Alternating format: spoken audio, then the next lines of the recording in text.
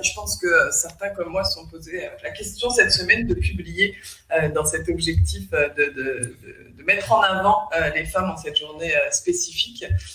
Moi, j'ai décidé de le faire, même si au final, je fais partie de ceux qui considèrent que les femmes devraient être à l'honneur tous les jours. Donc, en rapport avec cette actualité de la journée internationale des droits des femmes, je vais aborder donc un sujet épineux qui est celui de l'écriture inclusive. Donc, pour ceux qui Et je sais que tu me remercies de t'avoir proposé ce sujet.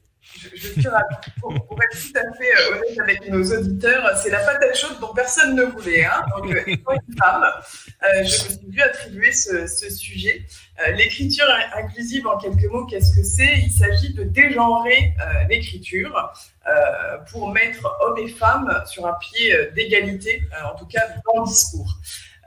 Ça nous complique la vie, nos rédacteurs, entre autres choses, mais malgré tout, on a actuellement un débat très, j'allais dire violent, mais c'est presque le cas, un petit peu partout, réseaux sociaux, articles en tout genre, sur le fait d'utiliser cette écriture inclusive sur le web. Et c'est une question qu'on est en droit de se poser. Donc l'écriture épicène, alors ça se limite pas. Alors, ouais, juste pour qu'on soit tous un petit peu au niveau de ça, au cas où, hein, ça veut dire qu'en gros, si je devais écrire le mot acteur, je devrais écrire acteur-ris, c'est ça? C'est ça. Alors ça, c'est la partie visible de l'écriture épicène, hein, le point médian. Qui sert donc à créer un mot qui n'est plus genré féminin ou masculin, mais qui inclut les deux genres, donc avec un système de points qui rend le mot, il faut dire ce qui est très concrètement, assez compliqué à lire finalement.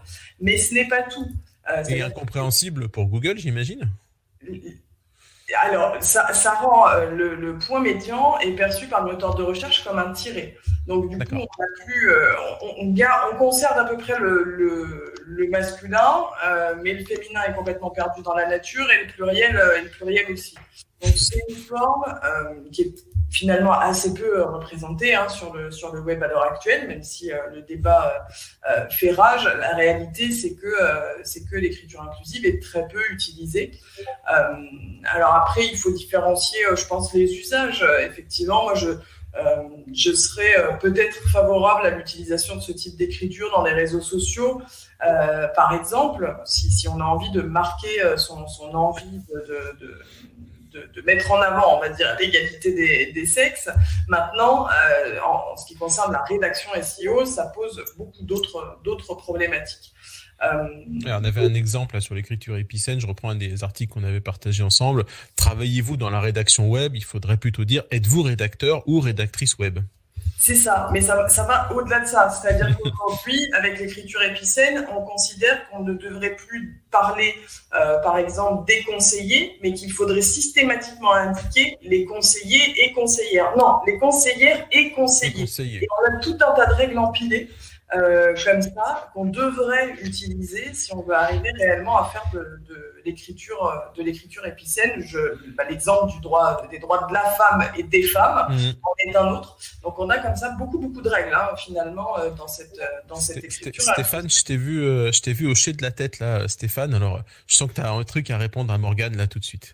Non, j'ai rien à... Non, mais Morgane a raison et non, mais pour moi c'est toute l'aberration française de discuter de sujets qui n'ont pas lieu d'être, en fait. Si on s'intéressait à une vision un peu plus pratico-pratique de cette équité, de cette égalité de justice entre les sexes, entre les religions, etc., et ben on résoudrait bien plus de problèmes qu'à philosopher sur ce qu'on doit faire ou ne pas faire.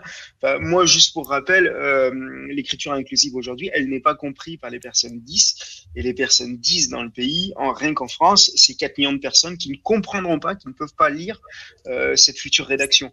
Donc 10 dyslexiques. Ouais, c'est plus général.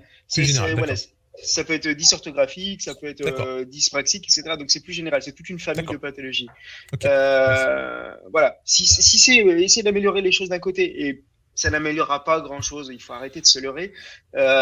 Pour, au contraire, à l'opposé, avoir une écriture qui, pour moi, est ségrégative, j'ai pas peur du mot, bah, ça m'embête, quoi. Voilà, ça m'embête. Je préfère avoir des actions concrètes dans l'inclusion que philosopher, parce qu'en France, on adore philosopher. Enfin, c'est notre truc, hein, français, de philosopher. Ça, c'est fait.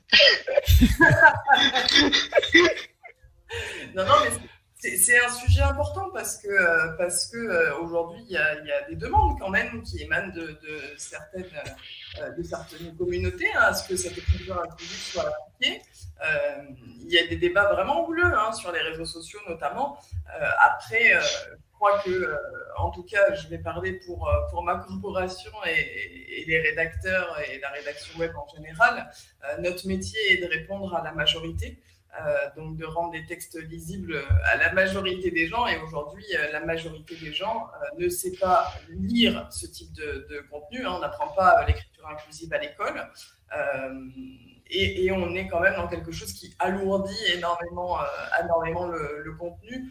Donc voilà, après, de la responsabilité de chacun de savoir s'il a envie d'utiliser ou pas cette technique d'écriture. En tout cas, en tant que professionnel, on ne va pas répondre immédiatement par la positive, d'autant que, encore une fois, il s'agit d'une demande qui est politique, purement au départ. On n'est pas sur une réforme de l'orthographe, donc effectivement, quand on travaille dans les métiers de la rédaction, quand réforme de l'orthographe il y a, nous utilisons. Là aussi, ça peut faire débat, mais en ce qui concerne l'écriture inclusive, on va rester en retrait de ce débat-là et laisser chacun décider de ce qu'il veut faire. Maintenant, je rejoins totalement Stéphane sur le fait que l'écriture inclusive rend la lecture complexe, et en ce sens-là, ne perdons pas de vue que la majorité prime et que notre but est d'être lu et compris par la majorité des gens.